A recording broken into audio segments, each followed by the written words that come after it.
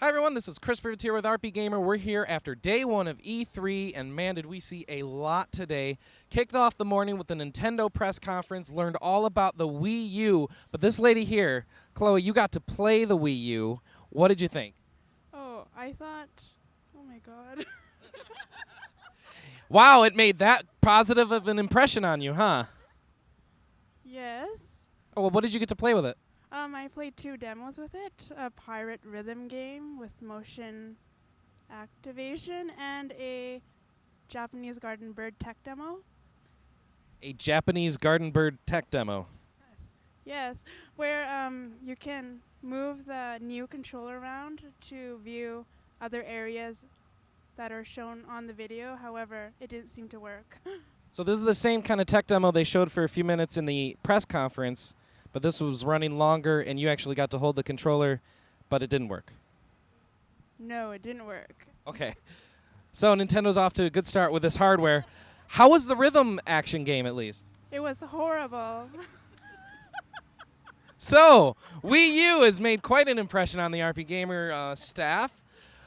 Hopefully Nintendo will take that to heart. I did see that they had Zelda on the show floor there. A lot of people were playing that, like Zelda on the Wii U. Did you get to see that at all? There was only one booth with Zelda, and the people before us got dragged by some Nintendo interviewers with TV cameras, so we didn't have a chance. Thanks a lot, Nintendo. Broken controller, bad rhythm action game, hogging Zelda. That's Wii U. That's RPGamer's official stance on Wii U. All right. Well, did you see anything else that you maybe enjoyed today? I did Wakfu, which seemed like a conglomeration of various Korean MMOs, and Final Fantasy XIII-2, which seemed a lot like the original Final Fantasy XIII. Yeah, I got a chance to play Final Fantasy XIII-2 as well. What did you think about new additions like the Moogle? I had no idea what it was for. Well, so they added a Moogle to the game, and his job is to reveal hidden treasure chests to you. And also, when you get into battle, enemies in this game, there's kind of like a merging of 2 realities. So the enemies kind of show up in your reality instead of their reality, or something like that. And there's a clock that shows up on screen when you get near the enemies. Did you notice the clock going green to yellow? Yes, and if you hit it fast enough, you get a preemptive attack. So, yeah, so that's kind of what the Moogle's job. He's also Sarah. Sarah is in this. A new guy, Noel, was there as well. Or Noel, I guess, not Noel. The Moogle's also Sarah's weapon, so that's her bow. I never noticed that. I did get to go inside with Square Enix into their booth. They showed us. They basically played through the entire demo for us, which was great since we had already played through it. But they did it a lot better than we did, so that's good at least. At the end of the demo, they showed off this other weird reality thing. They would not explain it. They refused to explain what's going on. They said, oh, that's spoilers. We're going to get into those details later. But Lightning shows up in, like, medieval armor, and she's riding around on Odin fighting Chaos Bahamut as he's flying around in the sky. After it's this huge summon battle. She's like way stronger than your characters are, because like Sarah and Noel apparently aren't leveled up at all, but she's still leveled up from her 13 experience. That's what they said. So you get to see her riding around, riding basically up buildings on a horse, which I don't know. He's got the magnetic boots from Zelda or something, but he gets up there and you fight and blah, blah, blah, blah, blah. And they wouldn't show what happened at the end of it. They're just like, yeah, here's Lightning with Odin. Enjoy. Yeah. All right. So for first, though, we've got footage from a Square Enix private demo on video. So we're excited to share some of that Final Fantasy XIII-2 demo with you. Look for that on our YouTube channel later. Did you hit up anything else? No. All right. Anna, what did you get to see today? Oh, I had a really busy day. I went with Sarah, who we'll talk later, and we went to do We Dance and We Sing, and I realized that I unfortunately don't know Lady Gaga lyrics as well as I thought I did. I got to head over to the Gamers First booth, briefly check in with All Points Bulletin. Don't have a lot to say about that. Spent about 40 minutes with Atlas, and we're going to be writing lots of impressions on the stuff that they showed us. I was really upset. I really wanted to play Persona 2. Unfortunately, not playable today. Then we went over and spent an hour with Natsume. Well, we did get to see a couple of games. Tease the people what games we got to see at Atlas. Oh, well, I'll definitely say we got to see Devil Survivor, Overclocked, and Devil Survivor 2. Ooh, still in Japanese even. Yeah, it was actually not translated, so Aram was teasing us, and and sort of translating on the fly, which included at least 2 breast references, actually. Oh yeah, he really should become a translator. He's got some classy translation skills. So after that, I wandered over to the Konami booth and I played a shooter that had disproportionately large chesticles. Otomedius Excellent, I believe it's called. Yeah. Thank you very much. And I also played Professor Latruc and the... Knights of Oblivion, Thank you. which is also known as Professor Layton the Ripoff. Yeah, it was. I got chased around by the police for a while, and I got to do a really cool puzzle, and they captured an animus. So how much like Professor Layton is it? Well, it's less mathy. So lots of word puzzles? Well, the puzzles are more movement-based and things like that.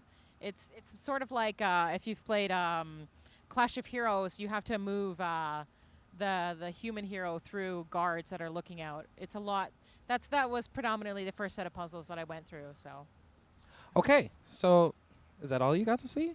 No, actually, I got to squeak over to the Square Enix booth, and I got into a meeting where we got to see Wakfu, and they demonstrated some of the new classes that they're putting into the game. What are they adding? I don't remember the precise names. I think this was an update that they added less than 2 weeks ago. They're up to 8 classes. They're going to have 14 in total, 14 or 12. I don't remember precisely. 14. Chloe says 14. And he also actually gave us a really good in-depth view of how the political system works in the game. So we got to see the governor that was in power and their cabinet and the different laws that they had put in place. For example, one of the things that happens in Wakfu is if you overhunt a specific type of monster, they can actually become completely extinct. So one of the laws that were in effect when we went looking is there was actually 3 animals that were protected. And it was actually a crime to kill them. So what happens if you commit such a crime? They didn't actually go into the details of that. Well, what's the fun in that? I mean, do they auto-kill your character? Does your character go extinct? You can't play it anymore? That'd be fun. Well, I know that there's at least 3 levels of criminal activity where it was a minor infraction, major infraction, and then crime. And the killing the species was actually marked as crime. Oh, that's good to know they don't just give you a ticket for exterminating a species. No. You actually get punished for this. You do lose, amongst other things he said, you do lose reputation with your citizenship. And you can actually be tossed out and be considered a rebel. And people can hunt you down for bounties. Ooh, opened up to PvP. All right. So beyond that, we also got to play the new 3DS action RPG, Heroes of Ruins. So that was actually really fun. We got to play, there was enough of us that we got to play 2 of us in one game and 2 of us in the other. And I got to play like a big kitty guy, rawr. And I got to customize him so he had nice stripes and a big poofy mane. All right, so you played a Thundercat, got it. Rawr! And I got to run around and whack stuff. And it was actually really intuitive controls where you actually moved between your buttons on the right-hand side of the 3DS, and you had the analog stick would move you around, and then directly under it, the D-pad actually all had different controls mapped to it. So you had your potions left and right. You had automatically equip up, and then automatically sell down. So if you were picking up equipment in a single-player game, oh, this isn't for my class, I can just automatically sell it. Boop, it's done. And the cool thing is that actually has connectivity to other people's games, where if I have my 3DS in my pocket and I pass you, your merchant actually picks up the items that I've sold, and then you can buy them in your game. All right, sounds good. I also got to see a couple games today. War in the North over at Microsoft's booth. Nobody was really playing it there. They were all waiting, I hear, over an hour in line to play it over at the WB booth. But the Microsoft booth, just an empty station, got to finally get my hands on the Lord of the Rings action RPG. Really had fun with it. I was only playing single player, unfortunately. That's the drawback to the Microsoft booth. But I played a dwarf, and I got to summon an eagle to come and kill all my enemies. I got to launch up a war cry and taunt all the enemies in my direction, prevent myself from getting knocked over. I mean, it's an action-style RPG. It's done by Snowblind, so if you played like the old Baldur's Gate Dark Alliance series, this has kind of more 3D combat feel to it. I guess that did it as well, but this was like intense 3D combat, and I'm doing combos. I'm weakening enemies, waiting for them to get little markers above their heads. Then I can critical attack them and like chop off all their heads. And the guy next to me doing the demo was really, really obsessed with me being able to chop off all their heads. He really wanted to see the dwarf chop off heads. I think it was a fetish. I'm a little worried about it. So Anyway, go through the demo, do some range attack stuff, and wait for my teammates. They were assisting me pretty well. The AI handled itself pretty decently. Was defending some the Sons of Elrond, and as they were opening a door and casting a magic spell, and got to kill tons and tons of orcs and a couple ogres. Check out some of the special moves I have, and as well as the leveling up system, where you go up a level, you get to assign stat points just like any other straight up RPG. Assign your stat points, D&D style, and then pick your skills, level up your skills, pick up new skills, upgrade your attacks. Played pretty well, pretty smoothly. What didn't play so well and smoothly for me was Dragon's Dogma, which I saw later, where the representative next to that game was more interested in just E3 ending than really helping me or telling me to chop heads off.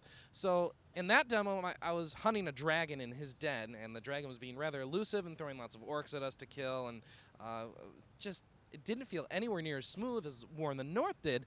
How to explain this one? Lots of action-based combat. I didn't get to see any level-up stuff or skills in that. It seemed very straightforward action,